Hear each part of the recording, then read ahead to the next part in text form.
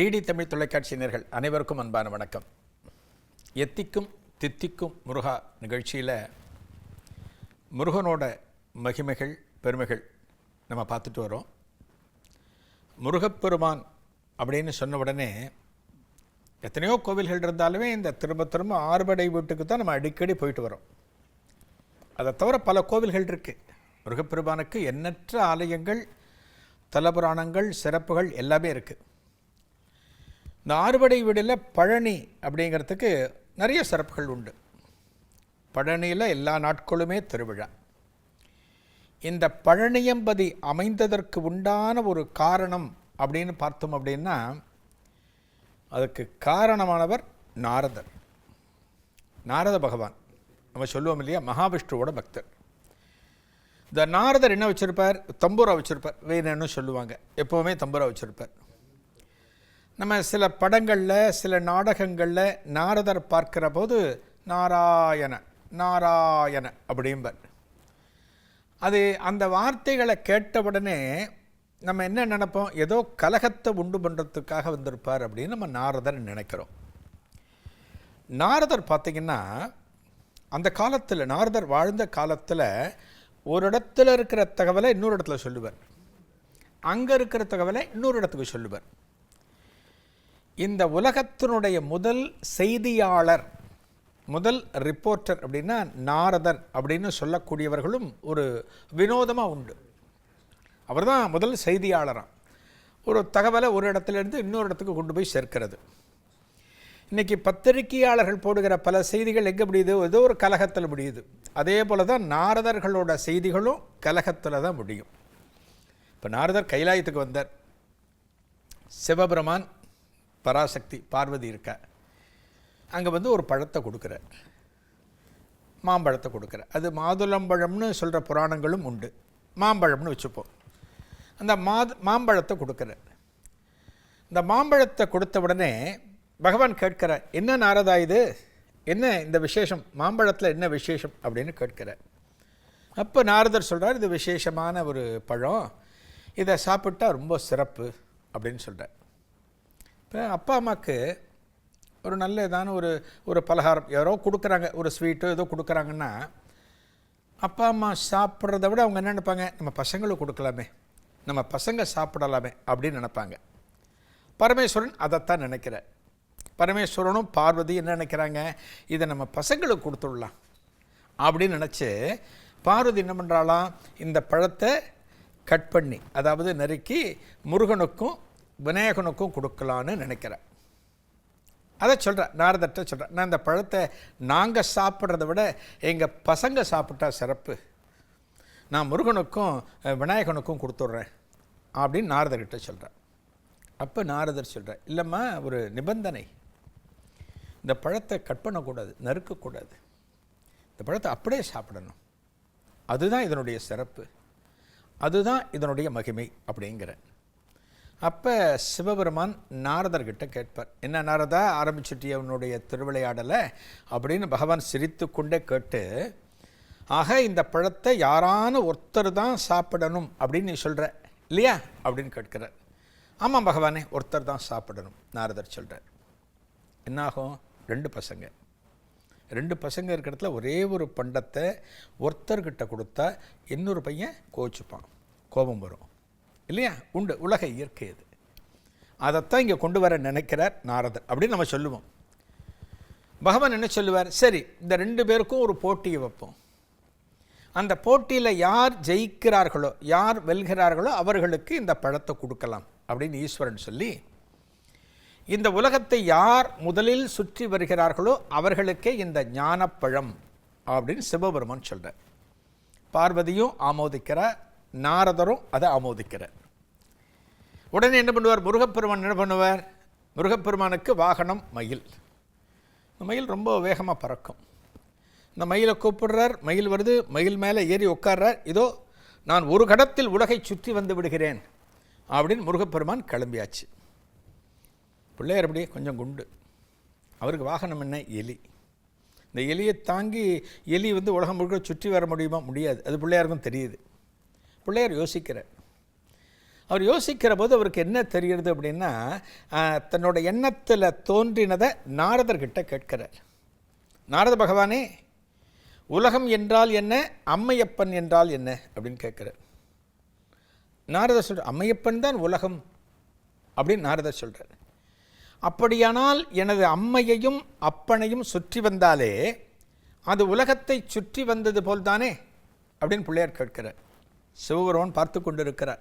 கலகம் ஆரம்பமாகிறது, பகவானுக்கு தெரிகிறது. ஆமாம் ஆமாம், அதில் என்ன சந்தேகங்கிறார். பிள்ளையார் அப்பா அம்மாவை சுற்றி வரார், கனியை வாங்குறார், கனியை சாப்பிடுகிறார். அதற்குள்ள உலகத்தை சுற்றி முடித்து முருகப்பெருமான் அங்கே வந்து இறங்குறார். யார்? மயிலேருந்து இறங்குறார். இறங்கின உடனே இந்த பழம் பிள்ளையார்கிட்ட இருக்கிறத பார்க்கிறார். என்ன வரும்? கோபம் வரும். அந்த குழந்தையாக இருந்தாலுமே முருகப்பெருமானுக்கு கோபம் வருகிறது. அந்த கோபம் வந்த உடனே நாரதர் பார்த்து கேட்கிறார், என்ன நாரதா, என்ன விளையாட்டு இது? உலகத்தை நான் இப்போதுதான் சுற்றி வந்திருக்கிறேன். இந்த விநாயகன் உலகத்தை சுற்றாமல் இருந்த இடத்திலிருந்தே இந்த கனியை பெற்று உண்கிறானே, இதெல்லாம் நீங்கள் அனைவரும் சேர்ந்து நடத்துகிற நாடகமா அப்படின்னு முருகன் கேட்கிறார். அப்போ இந்த விளக்கத்தை பார்வதியும் பரமேஸ்வரனும் முருகப்பெருமானுக்கு சொல்கிறார்கள். அம்மையப்பன் என்றால் என்ன, உலகம் என்றால் என்ன அப்படின்னு கேட்டான்.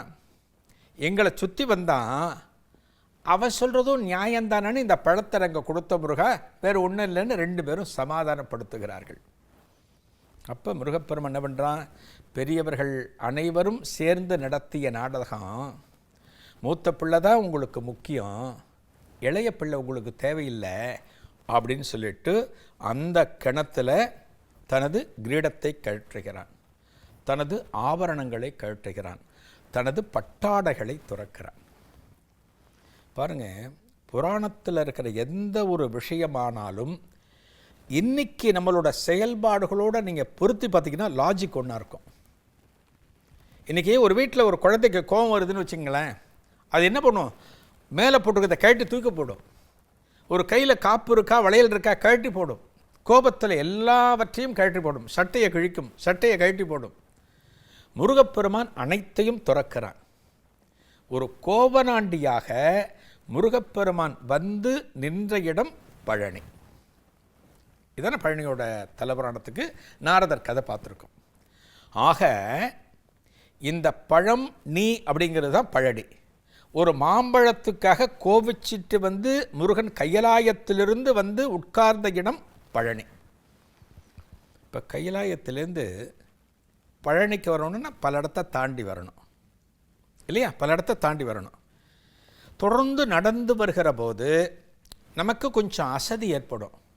அப்போ என்ன பண்ணுவோம்? ஒரு இடத்துல ஓய்வெடுப்போம். இப்போ சபரிமலைக்கு போகிறோம், பம்பாலேருந்து புறப்பட்டு சன்னிதானத்துக்கு போகிறோம் அப்படின்னா கொஞ்சம் தூரம் போனோடனே ஒரு இடத்துல கொஞ்சம் நம்ம ஓய்வாக ஒரு இடத்துல உட்காருவோம். ஆசுவாசப்படுத்திட்டு ஒரு 10 நிமிஷம் உட்காந்துட்டு அப்புறம் நடப்போம்.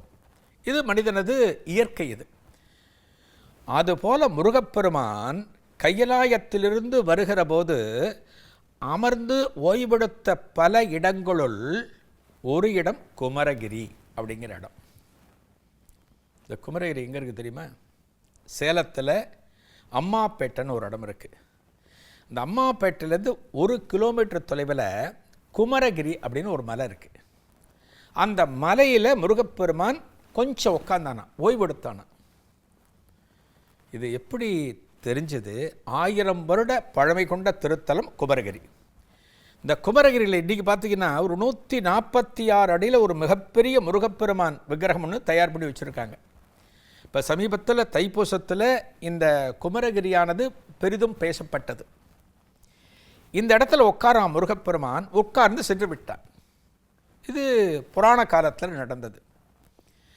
பல வருடங்களுக்கு பிறகு ஒரு அன்பர், ஒரு பக்தர், அவர் என்ன பண்ணுறார்? பழனிக்கு பாத யாத்திரை போகிறார்.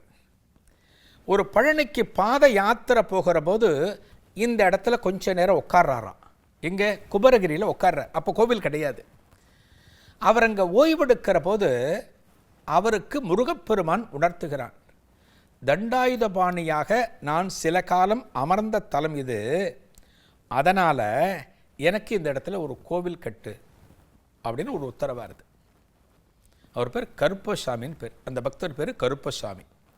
அவருக்கு பகவான் உணர்த்துகிறான். சரி, என்னவோ ஏதோ நமக்கு சம்பந்தம் இல்லை, சம்பந்தம் இல்லாத விஷயம் நமக்கு வருதுன்னு சொல்லிட்டு இவர் புறப்பட்டு போயிட்டார், பழனிக்கு போயிட்டார். பழனி பாத யாத்திரை முடிஞ்சு, பழனி முருகப்பெருமான் தரிசனம் முடிஞ்சு கீழே வருகிற போது ஒரு முதியவர் அவருக்கு எதிரில் தோன்றி ஒரு திருவோடு ஒன்று கொடுக்குறாராம். ஒரு திருவோடு கொடுத்து, யாரோட இவர் நம்ம கையில் திருவோடு கொடுக்குறாரேன்னு பார்க்கிற போது அப்போ சொல்கிறாராம், அந்த முதியவர் சொல்கிறாராம், இந்த திருவோட்டை வச்சு நீ பல இடத்துல காசு பணம் வசூல் பண்ணி நீ ஒரு கோவிலை கட்டு குமரகிரியில் அப்படின்னு சொல்லிட்டு அந்த முதியவர் மறைந்து விட்டார். அதன் பிறகுதான் அந்த அன்பருக்கு தோன்றுகிறது, ஆஹா, நமக்கு குமரகிரியில் அந்த முருகப்பெருமான் உணர்த்தினானே, அந்த தண்டாயுதபாணி நமக்கு உணர்த்தினானே, நான் இந்த இடத்தில் குடிகொண்டிருக்கிறேன், இந்த இடத்தில் நான் ஓய்வெடுத்தேன், இங்கே எனக்கு ஒரு கோவில் கட்டுன்னு சொன்னானே, அது உண்மைதான் போலிருக்கிறது அப்படின்னு நினச்சி இந்த அன்பர் மீண்டும் திரும்பி வந்து அந்த திருவோட்டில் பல இடத்துல தெருவுக்கு தெரு யார் யாரையெல்லாம் பார்க்கிறார்களோ அவர்களிடம் பிச்சை வாங்குவது போல பணத்தை வாங்கி அவர் கோவிலை கட்டினார். அந்த கோவில் தான் குமரகிரி என்று அழைக்கப்படக்கூடிய திருத்தலம். ஒரு முருகனுக்கு உண்டான நிவேதனங்களில் இந்த குமரகிரி திருத்தலத்தில் மட்டும் என்ன சிறப்பு அப்படின்னா, மாம்பழம் நிவேதனம் ரொம்ப சிறப்பு. எல்லா கோவிலையும் மாம்பழம் ஒரு விசேஷ காலத்தில் நிவேதனம் பண்ணுவாங்க. ஆனால் இந்த திருத்தலத்தில் தினமும் நிவேதனம் பண்ணுவார்களாம். இது பல 100 வருடங்களுக்கு முன்பிலிருந்தே இந்த வழக்கம் இங்கே காணப்படுகிறது. இப்போ சேலம் அப்படின்னு சொன்னால் நம்ம என்ன சொல்லுவோம், மாம்பழம் சிறப்புன்னு சொல்லுவோம். அந்த சேலம் மாம்பழம் சிறப்புக்கு என்ன காரணம் அப்படின்னா, அந்த முருகப்பெருமான் இந்த குமரகிரி மலையில் உட்கார்ந்த காரணத்தினால தான் இந்த சேலம் மாநகரத்தில் மாம்பழமானது சிறப்பு பெறுகிறது அப்படின்னு உள்ளூர் நண்பர்கள் இன்றைக்கும் சொல்லுகிறார்கள். இப்பேற்பட்ட சிறப்பு கொண்ட திருத்தலம் குமரகிரின்னு பேர். இங்கே பார்த்தீங்கன்னா முருகப்பெருமான் வடதிசை நோக்கி காணப்படுவான். எப்படி பழனியில் தண்டத்தோடு காணப்படுகிறானோ, கோவனாண்டியாக காணப்படுகிறானோ, அதே திருக்கோலத்தில் தான் முருகப்பெருமான் இந்த குமரகிரியிலும் காட்சி தருகிறார்.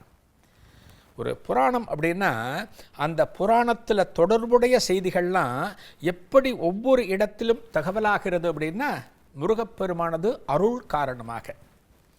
இந்த தெய்வமே சொன்னாத்தான் நமக்கு தெரியும், இல்லாட்டி நமக்கு எப்படி தெரியும்? இந்த மலையில் முருகப்பெருமான் சிறிது காலம் அமர்ந்து ஓய்வெடுத்தான் அப்படிங்கிறது யாருக்கு தெரியும்? முருகப்பெருமான் உணர்த்திய காரணத்தினால. இந்த முருகப்பெருமான் செய்த லீலைகள், இந்த முருகப்பெருமான் நிகழ்த்திய திருவிளையாடல்கள், இந்த முருகப்பெருமான் எத்தனை அன்பர்களது மனசுக்குள்ள புகுந்து பலவற்றையும் நிகழ்த்தி இருக்கிறான் அப்படின்னு ஒன்று ஒன்றா நம்ம பார்த்தோம் அப்படின்னா நமக்கே ஆச்சரியமாக இருக்கும். இந்த காலத்திலும் இப்படியெல்லாம் நிகழுமா? தெய்வ பக்தி அதிகம் இருந்தால் நமக்கு எல்லாமே பலிதமாகுமா? நம்ம நினச்சதெல்லாம் நடக்குமாங்கிற எண்ணம் நிச்சயமாக நமக்கு வரும். அதுதான் பக்தியினுடைய உச்சம் அப்படிங்கிறது. நமக்கும் அந்த நிலை வரணும். என்ன காரணம்? இந்த பிறப்பு என்பது அகல வேண்டும். இந்த பிறப்பு அகன்றால்தான் இறைவனது திருவடிகளை நாம் பற்றி கொள்ள முடியும். அதற்காகவாவது முருகப்பெருமான் திருவடிகளை நாம் பற்றி கொள்ள வேண்டும். நாளைய நிகழ்ச்சியில் ஒரு புதிய அனுபவத்தை காணலாம். நன்றி, வணக்கம்.